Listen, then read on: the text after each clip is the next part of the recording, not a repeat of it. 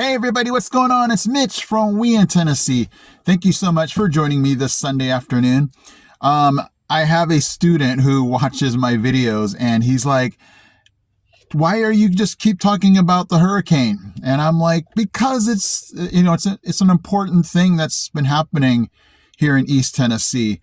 And I was like, it's important to me. I feel so much for the people who are affected. I feel so much pain and hurt, and doing whatever we can, prayers and donations, just to help them out. And I just can't fathom what they're going through. I mean, I can see the video, I can see the pictures, I can see the interviews, but until you go through that, there's just no understanding what they're going through. So what was just mind-blowing to me is, after looking at the East Tennessee map and all the counties, I was just so thankful to God, because look down the line here. I mean, Johnson County, Carter County, Unicoi, Greene, Cox, Sevier, all of them had, flooding. And when you get down to Blunt, unless I missed something, we didn't get anything. And so I just feel so fortunate. So, it's so hard, because at the same time, I'm hurting for those that were affected and lost lives and loved ones and property and everything they had. So it's hard for me. I mean, I feel like I'm so lucky and I feel so happy that it didn't affect us, but then so hurt at the same time. And so, if you have a minute, 5 minutes, just throw up, prayers to God that He would intervene, bless, touch, heal, provide for these folks that were affected. Because, man, it's just so, they're talking using words like biblical, apocalyptic, and just devastation, and wiped off the face of the earth. And so I don't know, those words, I'm sure, are not exaggerations when you just take a look at all the pictures. So on this Sunday, I'm just so blessed that we did not get affected, and so hurting for those that did. So it's just, it would be just weird for me to talk about anything else. I'm sorry to that student who's watching, but it's hard for me to, talk about anything else here Tennessee wise. I mean, obviously, as fall week is here, and, days and weeks go by, then my mindset will be able to think on other things. But my mind's still really bothered by what's going on with all the flooding and here in East Tennessee, North Carolina. So I am sorry, but let me go outside and just kind of show you what happened around here. Obviously, nothing remotely close to what's going on, but, this is just what's going on with us outside, just maybe a couple of days ago. Okay, so if this is all I have to complain about, then I'm doing pretty good, right? So there was just a lot of broken branches on the ground. I'm in the process of burning the other ones that I picked up, but man, it just sounds so pitifully compared to what others are having to deal with. I mean, if this is all I have to deal with, man, I'm super lucky. So right now, all of my neighbors are just kind of mowing. Some are burning the branches that, they had to pick up. Still got more. I just haven't scoured the entire yard yet. But yeah, all the rain making the grass grow really tall, so everybody's mowing. And I'm in burning mode. Speaking about all the devastation in East Tennessee, my heart has really gone out to the folks of Asheville. I've just passed the signs on the highway every day that I go to work, and every time that I go home from work, I see the freeway signs that says to Asheville. And so my mind just goes to all the video that I've seen of all of just the utter devastation, the flooding.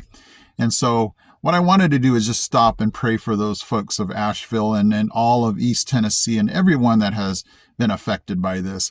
So, Lord, I just lift up Hurricane Helene and the flooding and the death and the destruction and of their property and loss of loved ones and just, where their life has changed forever. I pray that you would somehow, because we don't know how you work, but you could just reach down and heal and touch and restore those people's lives. And I know it's going to take time, but Lord, I know that you are powerful. I know that you can heal their hearts, their wounds, their suffering. And I just pray that you will see them for where they are. I pray that you will just bless them somehow through all of this, Lord. I know that there are good things happening. Despite tragedy, there's always the good that comes through it, where people sacrifice their time, they sacrifice their money, and they donate their time. They go and they try to save people. They try to bring supplies. And I pray that you would bring those people, give them strength, energy, the resources to help these people, get their lives back in order, to just slowly restore things to normal for them. I know that's going to be, a hard task when their home is gone. But Lord, I pray that you would just begin the baby steps of having them just, they're getting their lives back together, the healing from their loss of loved ones. Man, I can't even fathom, Lord. So I know that your, ultimate plan is, Lord, to somehow bring glory to yourself, that you would, just be in the midst of all of that pain and destruction and just bring love and just your peace to them somehow, Lord. I don't know how you're going to do it, but I leave that up to you. And I say, Lord, in your name, that you would do that. So I just would, ask you guys to just continue to pray for our part of the state, the folks in Asheville and everybody who has just been affected by this. It hits hard, anywhere, no matter where this would be, but just because it's so close, it just hits a little tougher. So fantastic news. We don't have to go shopping with my daughter anymore for trucks. She got the Tacoma she wanted. Fantastic deal. We got it from somebody in Knoxville. The price, you cannot beat it. I was shocked. I was shaking my head like, you just kind of try to play it cool, like, yeah, let's move forward with this, after we got quoted the price. And it's just one of those, you got to play it cool and not act too excited. You guys have been to the car dealership before. I don't know if you've ever gotten a deal like you just could not pass up, because usually with dealerships, I don't know if that happens very often, but we just could not believe it. She's like, oh my gosh, I got it for that price. And so, she's talking about, well, if it needs repairs, I have the money to do that, insurance, gas. And so I'm just so happy for her.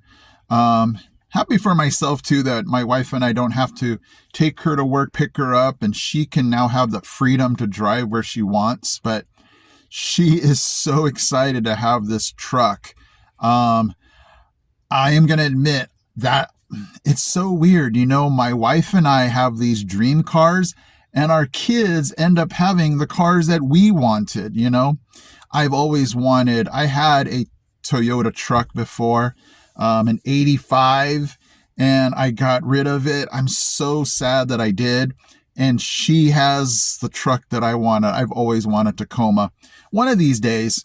And then my wife has always loved Mustangs. And my son, you guys know, has a Mustang. So, well, that's just what we do, right? As parents, we make the sacrifices so our kids can have what they want. So our kids are happy.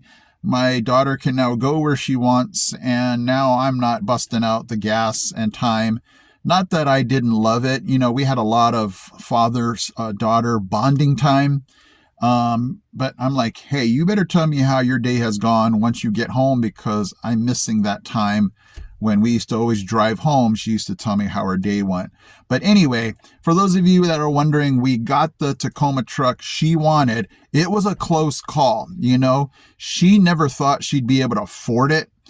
And she actually considered going, fine, I'll just I think she was interested in a RAV4. But she so didn't want to do that. And so she almost quit and said, fine, I'll just get the RAV4. And then along came this Tacoma, and she's like, I'm so glad I did not quit on it. Okay, so we have Fall Week this week coming up. And I've had one of you mention there's a Clinton festival, like a fall festival. My wife and I were so excited. Although we remember when we went to Clinton to do antique shopping before, you guys remember that. And we loved it because there was hardly anybody there. And then we saw the pictures of what it looked like from last year. And we're like, oh boy. And so my wife and I did a little bit of like antique shopping around here in Maryville, but we'll have to take a look. My wife works this week. It's so unfair that when I have weeks off, she has to still work because of the after school care. They don't hardly ever take breaks because I guess parents need somewhere for their kids to be. So it's just a little unfair because I have the time off now, but my wife doesn't. So it's hard to do, these little trips that we want to do.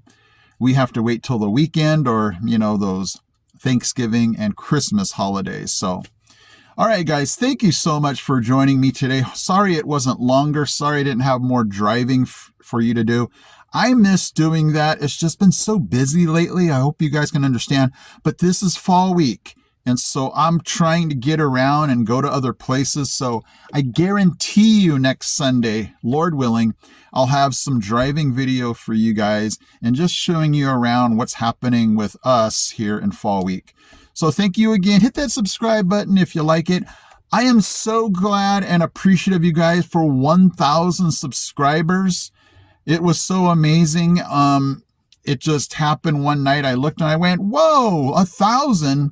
And so what's awesome is I'm now become monetized. I can just bring you, I'm going to put that money back into getting more, just better ideas, more equipment that just makes this journey here on this channel better for you guys. And then, just blessings for me. So thank you guys so much.